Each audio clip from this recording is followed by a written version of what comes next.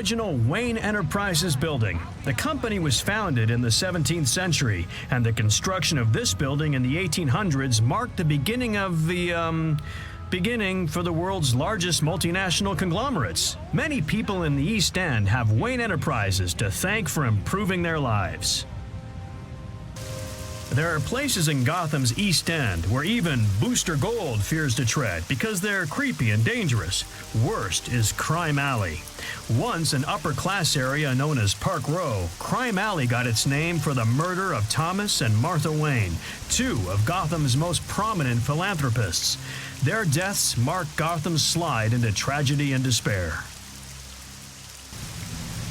Founded by Dr. Leslie Tompkins, the East End Free Clinic offers health care to anyone who seeks it, including known criminals. It operates under a strict no-violence policy, respected by even Gotham's most hostile psychopaths. Here, there is always someone who wants to help. This Booster Gold endorsement was provided free of charge. This is the Cape Carmine Lighthouse, a beacon of light in the midst of gloomy waters. The lighthouse is a well-known landmark in Gotham, though few have ever stepped foot inside.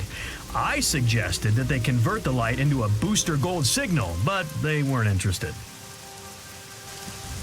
Gotham's East End was once one of the wealthiest areas of the city, but it is now a sad monument to that distant past. The buildings are the same, but are now in a state of ruin and filled with the hopeless poor. Only those with little regard for their own life dare to walk these crime-ridden streets. If you're looking to import illicit goods into Gotham, this is where you would do it, at Old Gotham Harbor. Shipping continues, but regulation is absent and corruption is rampant. Not a place that I, Booster Gold, can endorse. I only work with legitimate businesses, such as Bibbo's. You'll love their buns. Carlo Giraldi opened the amusement mile in Gotham City at the beginning of the 20th century. In a town where manufacturing and crime were the leading industries, people needed somewhere they could escape their everyday life. Giraldi's amusement mile was just such a place. Until the factories closed down, then it went belly up and shut down. The original Ferris wheel was designed by George Washington Gale Ferris Jr. It opened to the public in 1893 in Chicago, Illinois, during the World's Fair. This amusement mile Ferris wheel was once a proud example of the popular ride, but much like Mr. Ferris's original wheel, it has been many years since it last moved. Oh, the Funhouse. True Funhouses originated in the early 1900s at Coney Island and offered a number of amusement devices and clever tricks. I, Booster Gold, used to love Funhouses as a kid. Funhouses were virtual in my time, so you don't have to actually go anywhere like an amusement park or a carnival.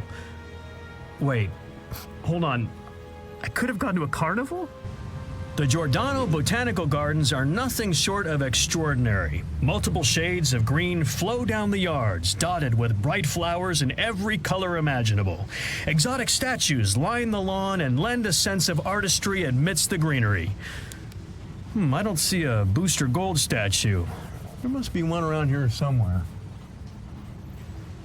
A greenhouse is a building where plants are grown. I'm guessing you probably knew that. Well, did you know that they heat up as solar radiation from the sun is absorbed by the plants and soil within the building? This is why greenhouses are made of transparent materials. I guess you could say that the light from our sun makes the plants stronger. A botanical garden is a well-tended park displaying a large variety of plants that are often marked with their botanical names. Many times, a botanical garden will have a theme or specialize in particular types of plants. The Giordano Botanical Gardens specialize in whatever poison ivy leaves behind. Will feast! Even though many years have passed since its heyday, the Burnley freight yards have remained virtually unchanged since their inception. From a distance, one can see miles of cargo cars and dock trains surrounded by bits and pieces of relics from the industrial age. Up close, there's a lot of rust and scraps of metal. This is Ford Hall, the main building for Gotham University. From here, students take their first step towards building a future. In the 25th century, even I, Booster Gold, walked through these doors as a Gotham University student. Well, not those doors. Ford Hall will end up being rebuilt a few times in the coming centuries. Gotham University's Rotunda Square. This beautiful domed pavilion that centers the square was donated anonymously by a wealthy Gotham University alumnus. This, in my opinion, shows the true value of a good education.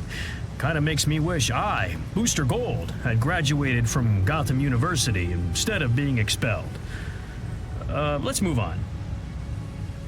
Looking out over the river, this peaceful park is an unrivaled campus landmark. Its elegant fountains and articulate stonework perfectly balance the natural beauty of the riverside view.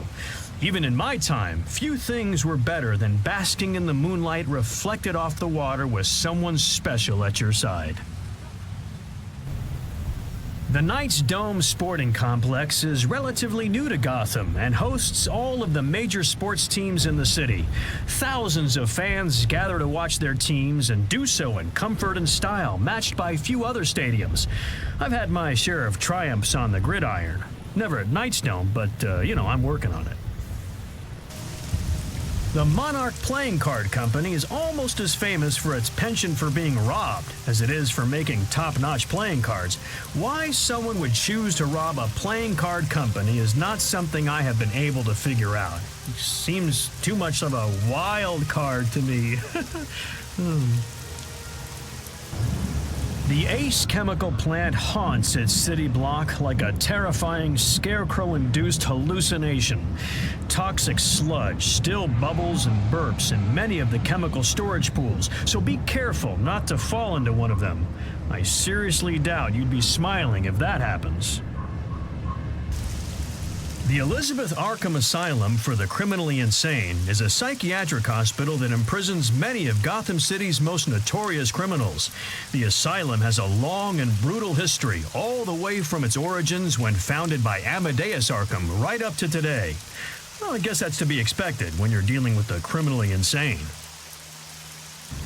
Arkham Island seems like an odd place for an environmentally conscious company like Envirotech to establish a port, but so they did. Envirotech seeks to clean up the planet by developing technology that is less harmful to the environment.